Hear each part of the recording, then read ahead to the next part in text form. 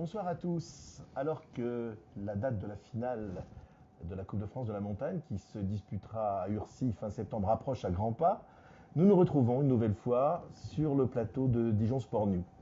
Ce soir, mon invité n'est autre que le président du comité d'organisation. Il est également président de la ZAC Bourgogne. Bonsoir Patrick Houdet. Bonsoir Jean-Michel. Alors, moins d'un mois, Patrick. Les jours sont moins de 24 heures en ce moment. Ça paraît très court en fait. On peut faire le point? Oui, bien sûr. Comme la côte, la pression monte, quoi. Ça monte. Oui, on peut dire, on est vraiment dedans maintenant. Alors, faisons le point d'abord sur tout ce qui est organisation, village, le site, les sites. Oui. Déjà, les grands principes d'organisation maintenant sont figés. On a eu deux contraintes principales au départ. C'est le nombre de concurrents, bien sûr. Habituellement, nous recevons à Urcy, elle est entre 60 et 80 voitures. Cette année, c'est le double. Facilement, oui. Oui, facilement. On espère. Donc, on ne pouvait pas les loger dans le site habituel du parc Charlet, près du départ. Et donc, nous avons adopté le principe suivant, c'est de tous les localiser, les parcs concurrents, sur Pont-de-Pagny. Et pour fluidifier tout le trafic, pour ne pas avoir des points de blocage, 3 sites sont aujourd'hui bien définis. Le point d'accueil, qui est à Fleuret. Donc on reçoit tous les concurrents, ainsi que les vérifications administratives et techniques se feront à l'entrée de Fleuret. Fleuret, c'est à combien? Fleuret-sur-Rouge, 3 c'est km? à 3 km à peu près. Ensuite, les concurrents partent sur Pont-de-Pagny, où il y a les parcs concurrents, et là on les installe.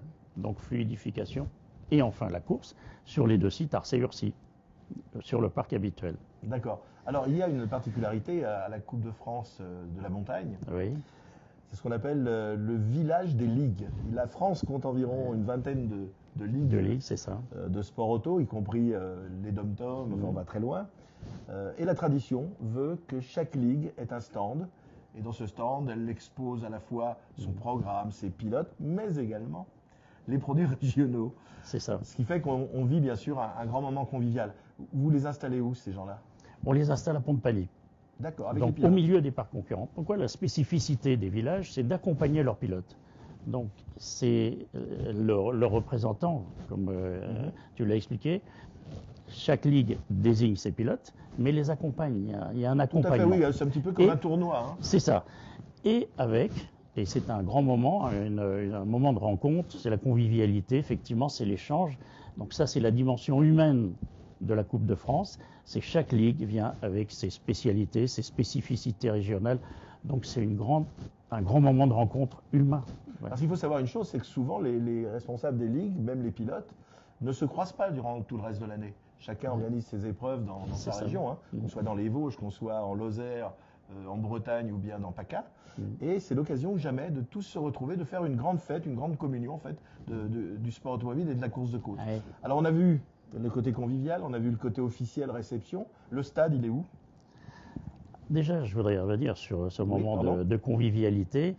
On a oublié de préciser que c'est la 60e édition de la course de côte d'Urcy. Donc hommage aux anciens, à tous ceux qui l'ont créé, qui l'ont porté, qui ont créé la légende, qui l'ont fabriqué. Moi, je ne suis aujourd'hui qu'un représentant ponctuel sur la longue route. Et ça, c'est déjà l'élément de base. Et évidemment, en plus, la Coupe de France, cette année, la finale de la Coupe de France, c'est la très très grande fête. Alors le village des ligues en plus, au milieu de tout ça, c'est fantastique. D'accord. Voilà. Alors j'en reviens quand même à ça me travaille. Oui.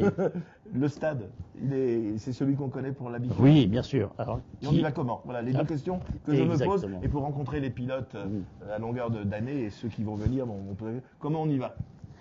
Tous les pilotes étant bien sûr dans les parcs sur Pont-de-Pagny, on va noyer la Pont-de-Pagny de voitures, mais ça c'est... Pas de panique à Pont-de-Pagny? Pas du tout. Nous sommes très soutenus, mais j'y reviendrai par la commune. Et les voitures vont partir par groupe, en convoi, rejoindre le parc Charlet, le parc de départ habituel, où il y a la pré-grille et bien sûr le départ, les procédures de départ habituelles. On ne change rien sur le déroulement lui-même de la course? Non, pas du tout. Simplement, on y va en convoi, les uns derrière les autres. Voilà, mais ça se fait dans pas mal d'épreuves. Hein. Ça se fait à Limonest, ça se fait au col Saint-Pierre en championnat d'Europe. Donc les pilotes ont l'habitude de se rendre en convoi. Ça permet également de voir si tout le monde est là. Ça Oui. permet de bien les cadrer, de vérifier que les harnais sont attachés, les casques, etc. La limite, c'est Quasiment d'avoir deux pré-grilles, un point de rencontre sur Pont-de-Pany, la pré-grille sur le parc à Arcet, et après, bien sûr, le départ et la course. Dites-moi, dis-moi, Patrick, pour faire tout cela, il faut beaucoup de monde. Oui, Comment ça s'est énormément. organisé là aussi? Énormément. Eh bien, il y a une mobilisation générale de par l'ampleur de l'événement.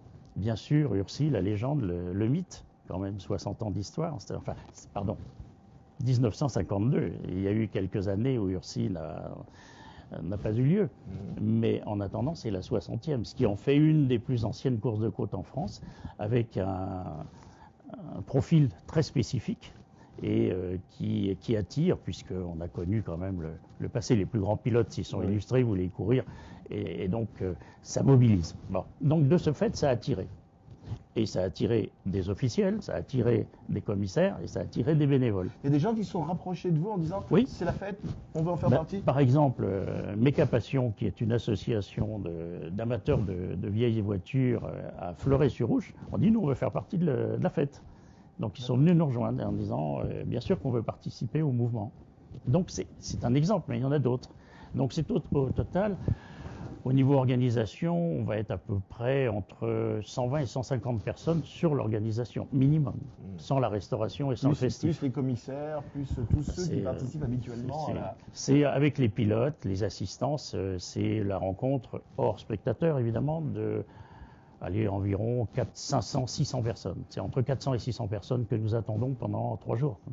Alors justement, Patrick, 600 personnes, les familles, les accompagnateurs, ça va faire du bruit dans la campagne. Vous Oui. parliez de Fleuret, de Pont-de-Pany. Oui. Vous avez eu le soutien des gens du pays? Merci de m'offrir l'opportunité d'en parler, Jean-Michel. Oui, oui, il y a là aussi une formidable mobilisation. On a eu quelques contraintes liées à des contraintes environnementales et ainsi de suite. Et là, on a vu la mobilisation des communes, en particulier Pont-de-Pany et Fleuret, sans parler d'Arcet et Urcy qui nous suivent depuis 60 ans, enfin, et plus. Donc il y a eu vraiment une implication. Ils ont eu envie que l'épreuve ait lieu. Ils nous ont aidés à des moments où ça coinçait, on avait des problèmes techniques à résoudre, difficiles à surmonter. Les municipalités ont été avec nous et ont trouvé des solutions, nous ont proposé des solutions. Là, il y a vraiment, sans parler des acteurs locaux, comme des commerçants locaux, comme enfin, tout le monde s'est mobilisé, quoi. Pour citer un exemple, la vérification technique va se faire sur le parking de l'Intermarché de Fleuret. Donc c'est... Ah oui, il y a, carrément. Carrément. Bah, il y a une station-service en plus pour les pilotes. Mais évidemment, Tout le monde peut y j'espère gagner. qu'ils ne l'oublieront pas. Puis, les accompagnateurs peuvent faire des courses, mais je crois que c'est ça. Il faut que ce soit gagnant-gagnant. Oui, voilà, exactement. Exactement. Bien, mais écoutez, c'est pas mal tout ça. Oui, oui. Au niveau Sans des- parler évidemment, pardon, non, Michel, sans parler évidemment du Conseil départemental Les et de la institutions. région qui nous ont suivis, et aussi sur le plan budgétaire, qui n'est pas un moindre problème. Alors, on sait par expérience que c'est pas toujours très facile, les autorisations, tout ça, ça s'est Oui. bien passé. Vous avez Ça n'a pas su été sans convaincre, mal. je suppose.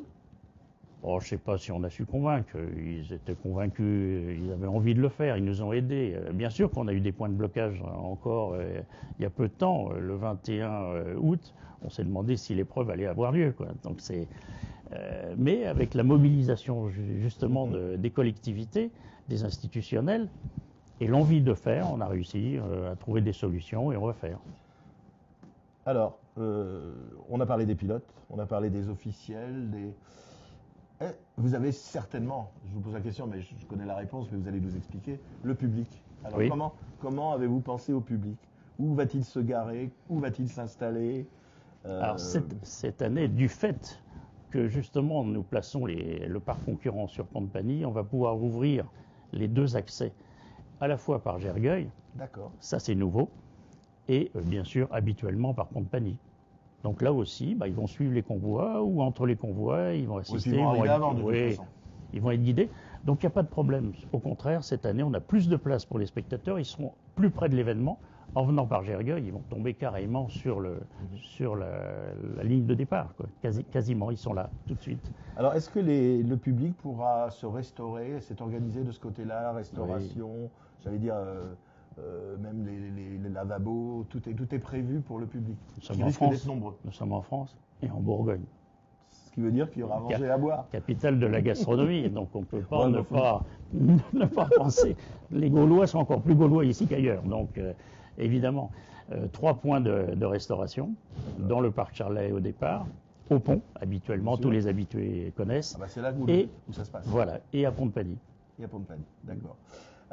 Très grosse logistique, très grosse organisation. On parlait tout de suite du public, de la restauration. Un petit retour en arrière. La Bourgogne, les produits bourguignons seront mis en avant également? On l'espère. On a ouvert la porte. On a ouvert la porte au conseil régional et départemental. Nous sommes ouverts. Si vous voulez vous mêler au parc les autres régions viennent en Bourgogne, des villages. Ne puissent pas. Oui. J'aimerais également vous poser une question parce que tout ce qu'on vient de dire, ça a un coût humain, ça demande beaucoup de travail. Mais je suppose que vous avez été vous aussi, on a eu l'occasion dans d'autres émissions de recevoir les pilotes, Oui. La recherche de partenaires. Là aussi, je suppose que vous avez dû courir un petit peu derrière les budgets, quoi. Il faut l'avouer. Oui. C'est énorme une organisation comme ça. C'est 3 à 4 fois ce qu'on fait habituellement sur ERC. Cette dimension nationale, c'est vrai que ça démultiplie l'ensemble des contraintes techniques, mais des coûts également.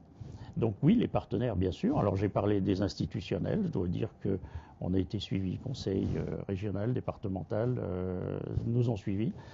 Et puis bien sûr, les privés, les entreprises locales qui nous ont suivis. Ça, oui, bien sûr. Ouais, oui. Il y a des hôteliers bourguignons qui sont là, mais nos partenaires habituels qui nous suivent chaque année et qui sont fidèles, les fidèles des fidèles. Puis vous avez Dijon Sport News qui vous suit. Et puis Dijon Sport News également, bien sûr. Bien Patrick, qu'est-ce qui reste, dernière question, qu'est-ce qui reste à régler maintenant? Les petits détails? C'est des détails. C'est du détail, mais c'est très très important. Les grands principes sont figés. Maintenant, c'est par exemple dans l'organisation des convois, comment on part, à quel moment, qui fait quoi, comment. C'est-à-dire que très concrètement, pendant qu'on fait venir les voitures au point de rencontre, il faut déjà aller les chercher. Déjà, pour leur dire, c'est l'heure, vous venez au point de rencontre, par groupe. Les mettre dans l'ordre. Ça facilite après l'après-grille. Il faut bloquer les accès des spectateurs à ce moment-là, qu'ils restent derrière les convois. Il faut lancer le convoi avec une voiture qui précède une voiture qui suit, plus l'assistance derrière. Donc il y a des bus, des camions qui suivent les convois. Et pendant que le convoi va au parc, il y en a un qui descend, des concurrents qui sont déjà montés. Donc ils vont se croiser au pont, il y a un aiguillage, il y a le grand aiguilleur au pont, et ainsi de suite. Voilà, c'est un détail. Patrick, si je peux me permettre, vous avez quand même la chance de disposer d'un peloton de commissaires particulièrement rodés, avec notamment ceux du circuit qui est à côté. Quand même. Je sais que la ZAC Bourgogne est renommée pour disposer de commissaires efficaces, qu'on voit d'ailleurs sur toutes les courses de France. Je peux vous dire, j'étais la semaine dernière à Charade, demain je serai à Turckheim en championnat. Je sais qu'il y aura des commissaires de la ZAC Bourgogne. Donc vos collaborateurs ou vos équipiers sont rodés. C'est vrai. C'est vrai. C'est l'avantage effectivement d'une ASA comme la nôtre qui organise près d'une vingtaine d'événements, sans parler des jours privés sur les circuits, mais 20 manifestations par an. Donc, je ne veux pas dire que c'est des professionnels, parce que ce n'est pas des professionnels, ça reste des bénévoles, mais c'est plus des amateurs. Avec des diplômes qu'ils passent chaque année, des mises à jour perpétuelles sur l'ensemble de leurs prestations. Et puis ils sont rodés à chaque manifestation, ils interviennent, ils opèrent. Donc ils sont toujours en mouvement, quoi. Et ils sont surtout passionnés. Bien, Patrick.